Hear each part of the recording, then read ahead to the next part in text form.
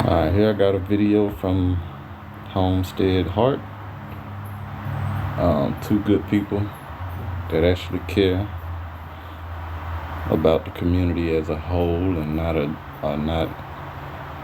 sitting up there picking and choosing who they want to care about. They care about the community as a whole. And they're speaking on the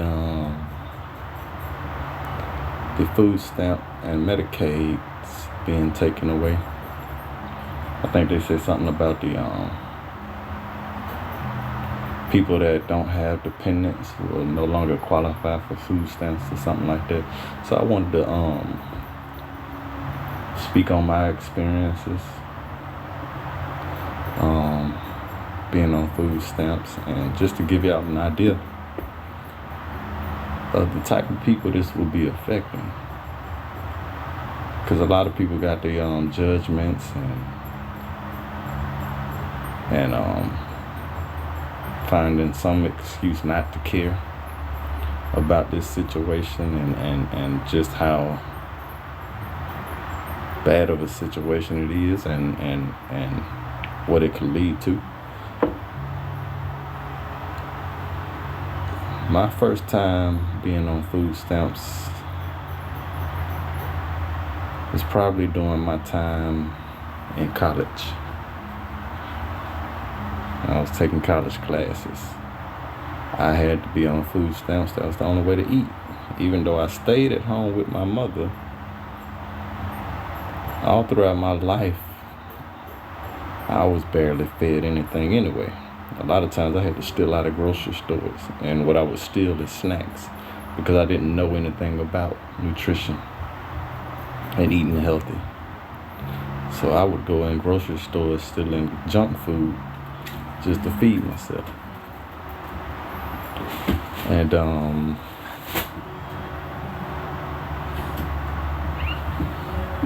nevertheless,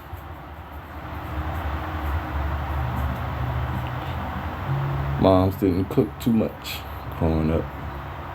Only time she would cook probably during the holidays or something like that. Other than that,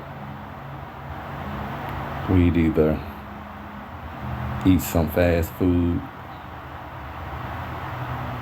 or I would have to make some grits, live off breakfast foods because that was the cheapest and easiest to buy. Grits and eggs and stuff like that all the time. My lunch, my dinner would probably be some French fries from the freezer. So growing up, my diet was horrible. And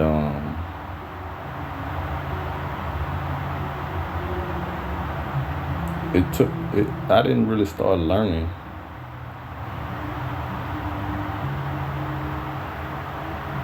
how to I didn't really start learning properly how to take care of myself and eat right properly until the social media era came about, when you was able to get that information off YouTube and stuff like that. Because growing up, hell, in my elementary years, there were no cell phones, there was no pagers. When I got up into my low teens, that's when the pagers came out. And then upper teens is when the cell phones came out. But I didn't get a cell phone until I got out of Job Corps, which was probably at like 23,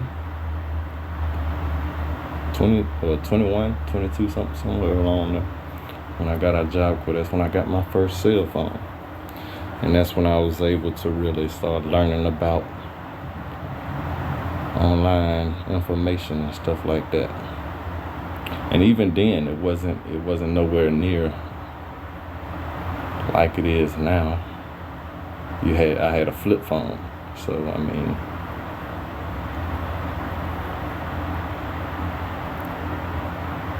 during that college time, when I was on food stamps,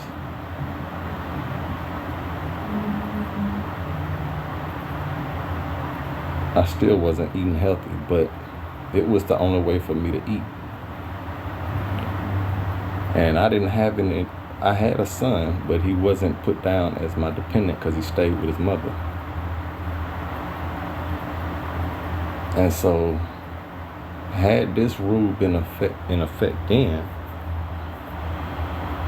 I imagine I would have had to do something else other than college because I wouldn't have been able to put that time and focus in on doing those classes while having to worry about getting some food in my stomach as well. So I can imagine there are people out there that would be in that same similar situation that these food stamps are being taken from, not to mention the Medicaid.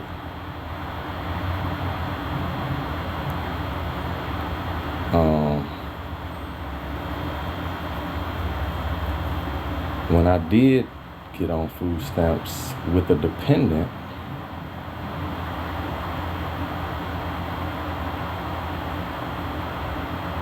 that was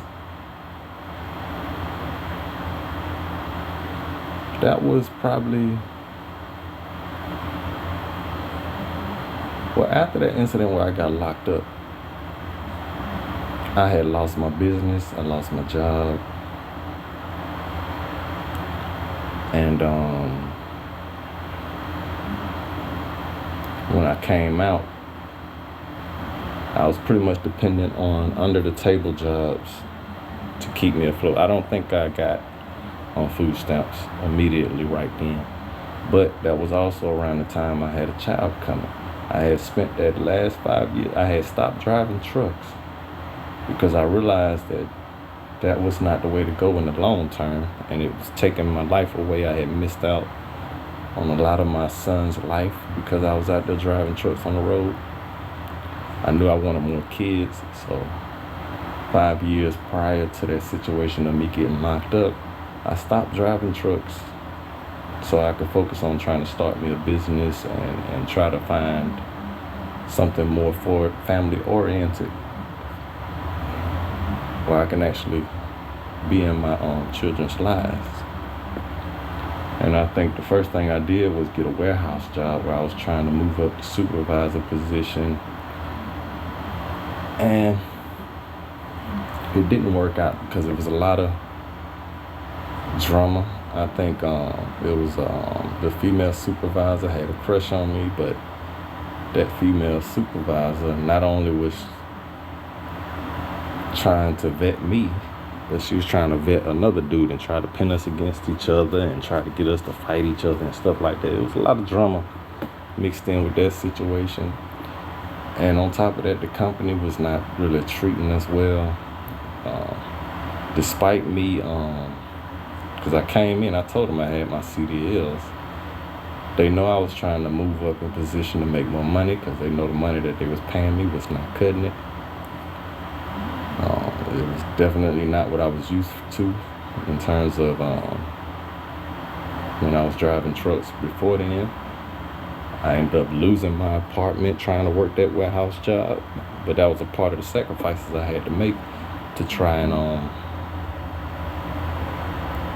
do something different and make a living and be in my children's life. So it wasn't no complaining, but I was working hard and I was putting in the effort. That female supervisor, me and her was talking like we were talking because she was trying to help me with the process. So it was more of a friendship between her and I. And the only reason drama popped off is because the dude that she entangled into the situation was young in the streets. I don't even want to use the term YN, but it was one of those situations. And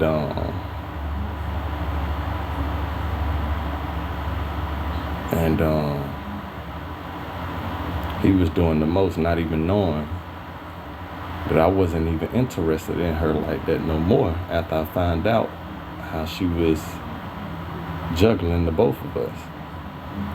It was just a friendship that I was dealing with on her. I wasn't even pursuing her no more. But he was sitting up there getting aggressive and stuff like that. At one point in time, people was trying to kill me over that situation. A lot of mess came from that. And at the end of the day, the management of that warehouse got swapped out because they wasn't meeting production and they wasn't properly managing the people because of all this drama that was going on. And when they swapped out that management, all the effort of building relationships and stuff so that I could move into another position went out the window. It was like I had to start from scratch, and I just didn't have the energy for it. I didn't have the energy for dealing with all that mess as it was. So I gave up on it. At that time, that's when I met the female that I would then start a business with, because I had bought a pickup truck and we wanted to put that truck to work. Her father, she had a father who used to do that type of work, so she knew a lot about it and was helping me make that transition. And it was going good. I told the story on how that ended, though. It led to me getting arrested on false charges by the officer because he lied. That caused me to lose that business and everything else that I had going. Right in the midst of me, right before, like good 4 months before my another child was being born. I was having a daughter. And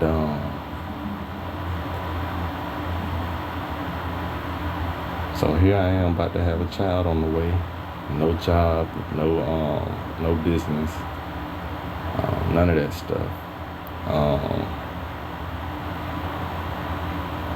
Well, I mean, when I got out of jail, I was still working because I had connections with people in more like the under the table type work. And there was no real future in that either because they wasn't really paying nothing. And at one point I did start back driving trucks.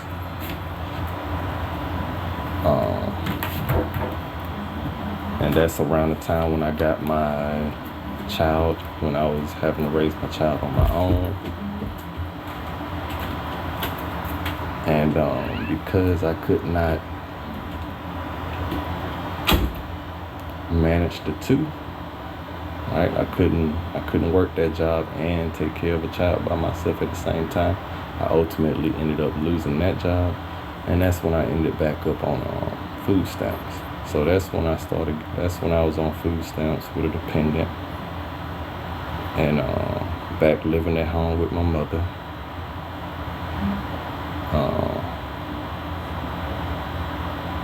And there was nothing I could really do, right? All the work at home jobs would not hire me. I didn't have a vehicle anymore, so I couldn't do anything like a Uber. Uber was not even that big at the time, I don't even think, but nevertheless, I was unable to do it. I didn't know about the renting of vehicles and stuff like that.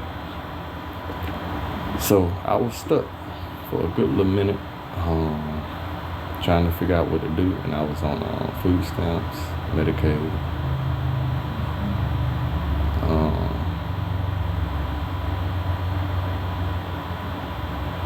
And that's another thing, like, I've heard stories of mothers with their children that are not really getting support like that from these Medicaid and food stamp programs, requiring them to be working and doing all this type of stuff just to get the cash assistance and stuff like this, even though they're single parents. And when you're a single parent,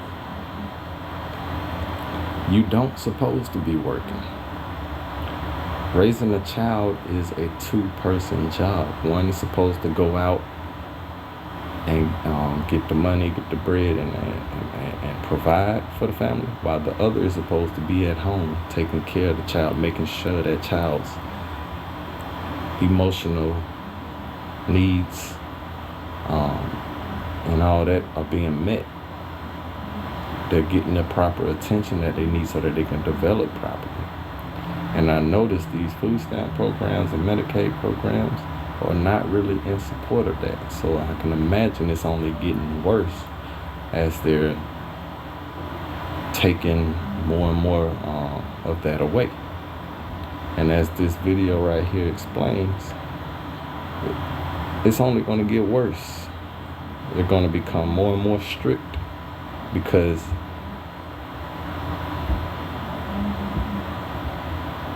they already don't care about the poor, right?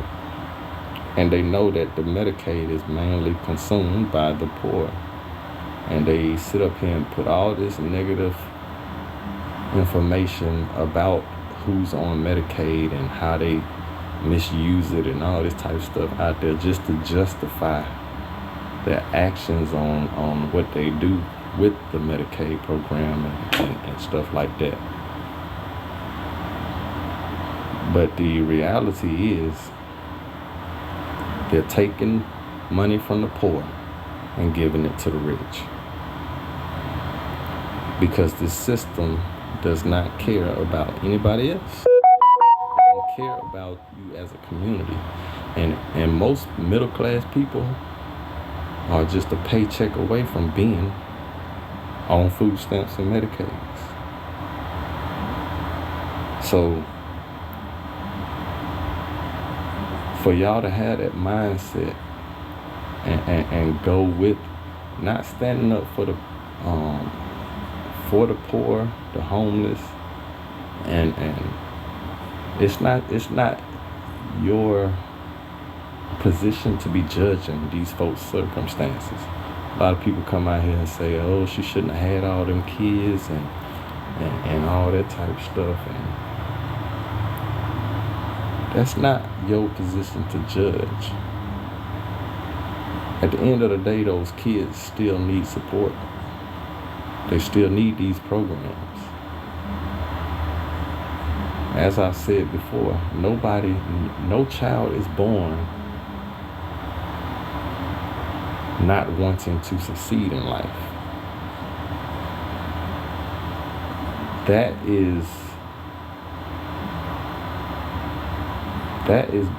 behavior is caused from lack of support, having to deal with trauma. The environment that child is growing up in is what builds or breaks that child's chances of success. So the community is 100% responsible for every child that fails to be successful, because that community did not properly nurture that child. It doesn't matter if the parents, it doesn't all fall on the parents, because clearly all parents are not perfect. More often, mainly because they grew up dealing with messy situations that destroyed their childhood, misguided them, led them down the wrong path. And so if you don't have these systems in place to properly nurture these children and make sure these children have what they need to grow and develop, and nobody knows this more than the system do, right? They know exactly how this affects those poor families and the children within those families. So, and even the people without dependents, for you to take the food stamps away from them when they're trying to make something out of themselves. Just like I said, I had to go to college. I was in college, but there was times I was on food stamps where I wasn't in college and I was just in between jobs and didn't know what to do, right? Some people need that space. They don't need to be be stressed about where their next meal is going to come from.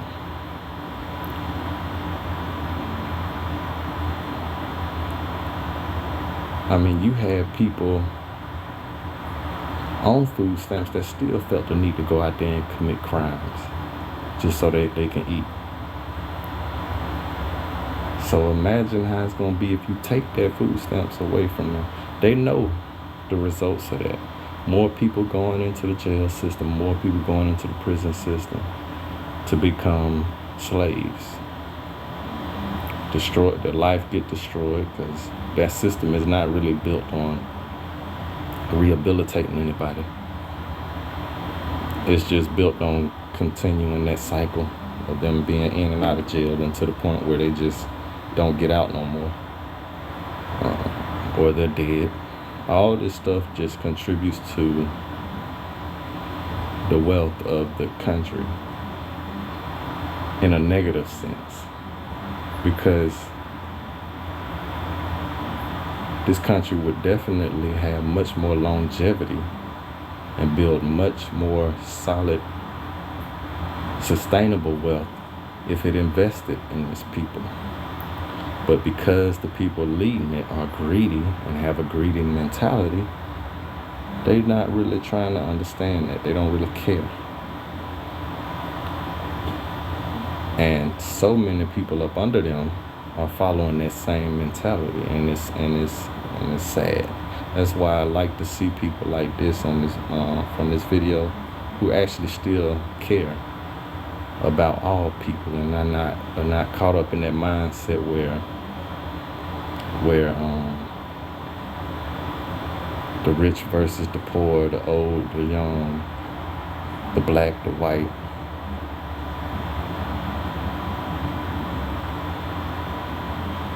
If there are poor people in these communities, it's because the community is not doing a good job at taking care of the people within it. If the community is not doing a good job at taking care of the people within this community, it's because the leadership is not doing a good job at leading the community. And we all got this little capitalistic mindset where the only leaders we need are the ones that's been, the president and all that type stuff, who have proven over and over again that they don't really care about the people like that, and that it's just clearly about making money, having power and control.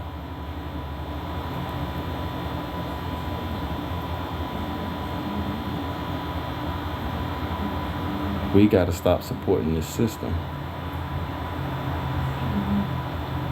that is not supporting us.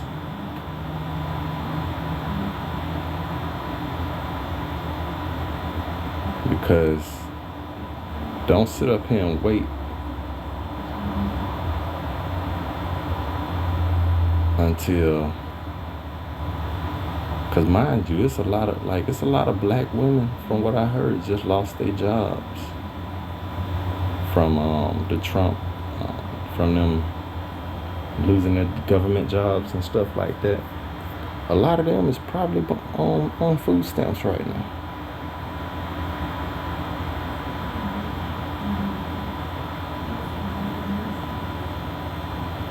And I bet you most of them wouldn't have cared anything about what's going on with the food stamps prior to them losing their jobs.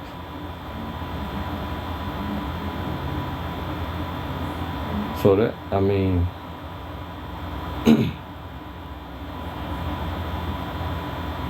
it's not hard to understand the importance of having that mindset that everyone matters.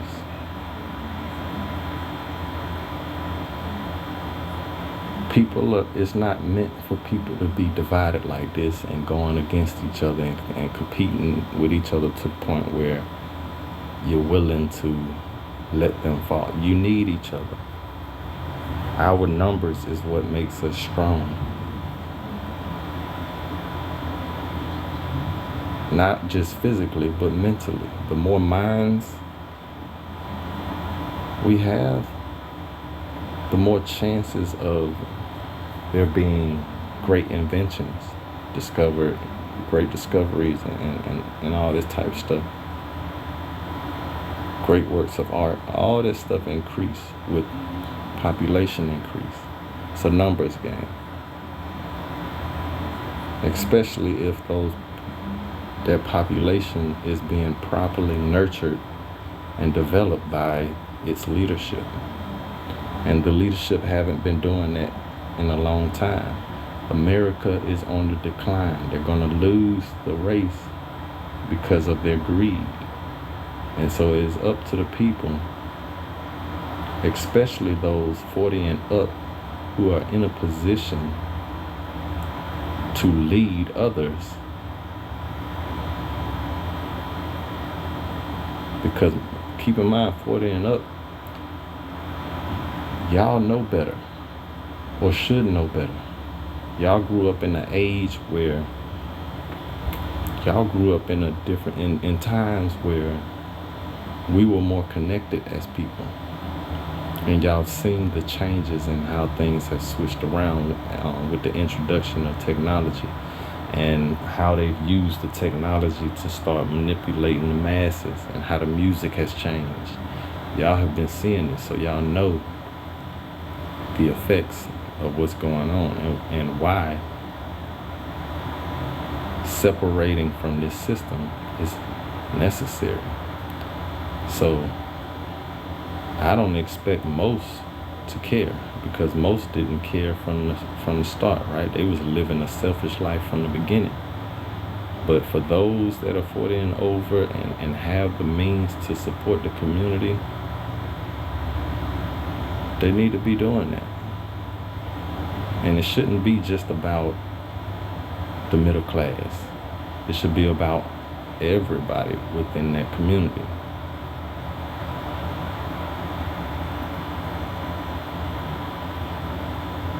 And if you have to separate based on certain mindsets, healthy mindsets, people that want to do better with themselves, I understand that. That's a necessary change. I ain't saying go out here and just try to help people that don't want to be helped, right? But there are some that are in positions to help.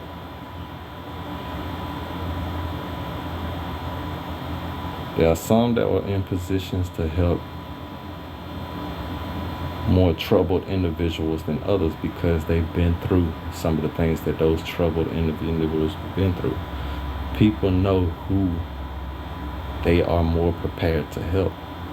And so we need to be organizing that.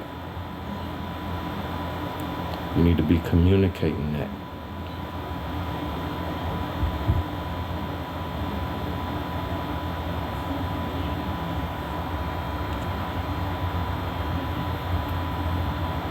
Welcome everybody, welcome back to Homestead Heart. And in today's video, you all saw the title, you all saw the thumbnail, and this is something that we felt like we needed to discuss with you all. Yes, and it's very important. Yeah. It's a big deal to a lot of people. It affects everything they do every day, because everybody needs food. Everybody needs food. We've all seen the changes coming to people that receive EBT benefits for their families, okay? And I know I've been kind of following that politically, and even following it, just kind of looking at the comments during the news reports and all of that. Mm-hmm. The comments have been absolutely ridiculous. You know, it just kind of shows the immaturity of people and their thinking, right? Yeah. Because, you know, a lot of the comments were extremely negative. Yeah. And believe it or not, there are so many people who receive EBT benefits and Medicaid for their children. Mm-hmm. And they work every single day. Yeah. They work every single day. But the fact of the matter is that what they're being paid doesn't match what they have to pay for rent. It doesn't match what they have to pay for utilities. It doesn't match the high gas prices that they have to put in their vehicles in order to make it back and forth to work, to get the children back and forth to school, to their doctor's appointments and all of that. It just doesn't match, right? So you have a lot of families that are doing the absolute best that they can to take care of their families. And they still need EBT benefits, and they still need Medicaid for their young growing children. Yes. And you think about it, you look at the minimum wage. I just know the minimum wage is just ridiculous. Yeah. You know, and when it's not even at $10 an hour, is it? No, I think it's probably like $7 or $8 or something. Come on, who's living on $8 an hour, y'all? Yeah. Who can live like that? $8 an hour? And what are you doing on $8 an hour? Yeah. That you can even make it. Yeah, and I know you got people that's making more than that, and they don't feel that because they don't need EBT. Yeah. But they don't sympathize with the people that need it, right? You know? And that's the sad part about this, because, see, we don't think that we are a banana peel away from being in that same predicament, right? I mean, just think about pre-pandemic, how well a lot of people were doing. Yeah. But when the doors to their own businesses closed, not them working for somebody, I'm talking about businesses that they owned, and they were saying all over the news, I've been an entrepreneur my whole life, or I've worked my whole life, and I've never needed this, and I've never needed that. But now I need it. That's the only way I can take care of my family. Now, I know somebody's going to say, well, Mrs. H, they're just talking about they can't buy snack foods and all that kind of stuff. You know, unhealthy snack foods and all. I mean, what snack food is healthy? When you think about it, what snack food is healthy? Unless you're talking about carrots and celery. And how many children do you know love carrots and celery? So, and now there are some healthy snacks that mom can make or dad can make at home. But you're talking about thousands upon thousands of people that do not have that skill set at this time, right? They don't know how to do that at this time. Not everybody has the time to be in the kitchen or at the dining room table researching healthy snacks. Some people are working 2 jobs just to make ends meet, right? So it's kind of rough, in my opinion, to throw everybody in one basket and say it's good that this is happening for them, right? And let me tell you why we say that. It's not really so much as about the snacks for us. It's more so about where this road is going. So do you think that, I'm thinking that maybe, are they really trying to tell us something in a way to get us to do something different for ourselves, to go into a different direction? Okay, we getting EBT. Okay, so we can't buy snack foods. So we got to buy healthy foods, right? So by saying that, I guess we got to do something for self. We got to start learning how to garden. Yeah, we got to start. And the other part of that is that overreach, right? Overreach. At what point will it be, well, you can't buy the snacks, the junk food anymore, the soda pops and all of that, right? I hear that. I'm not a fan of soda pops and all that other junk food either, right? I'm not either. But this ain't about me. This is about me being empathetic to those who need to learn a skill set, who need to be prepared, because at the end of the day, children love snacks. They love their snack foods. And until mama can learn how to make some healthy snack treats or have the time to do so, or don't tell them that they can buy healthy snacks. Don't tell them to go buy healthy snacks when you know how much healthy snacks cost. Right? A healthy snack versus an unhealthy snack, you're going to pay 3 times as much for that. So buying a healthy snack, no, that's going to be, you're going to get rid, that's going to be obsolete altogether. Yeah. Right? Now, yeah, mama can buy some potatoes and make her own potato chips at home. Absolutely, she can. But what about where this road is leading? Like I said, for me, Yeah. it's not really about they can't have sodas or Chips. yeah, you know, Cookies. and Oreos and stuff like that. It's not so much as that. It's the overreach. It's like what's coming down the road. Yeah, because that first step isn't really the main move. No, You know, it's the beginning. yes, it's the beginning. Yeah. So a lot of people that's real comfortable about, you know, like thinking that things are going to remain the same because it always changes. It's Just like gonna change. Just like in the pandemic, things change. During this time, with people just getting the EBT cards and buying different things, hey, they're gonna change. Yeah, So you got to really start learning a different skill set, like Yeah. Mrs. Ace talked about. I would say learn how to garden on a small level. yeah. If you're not already.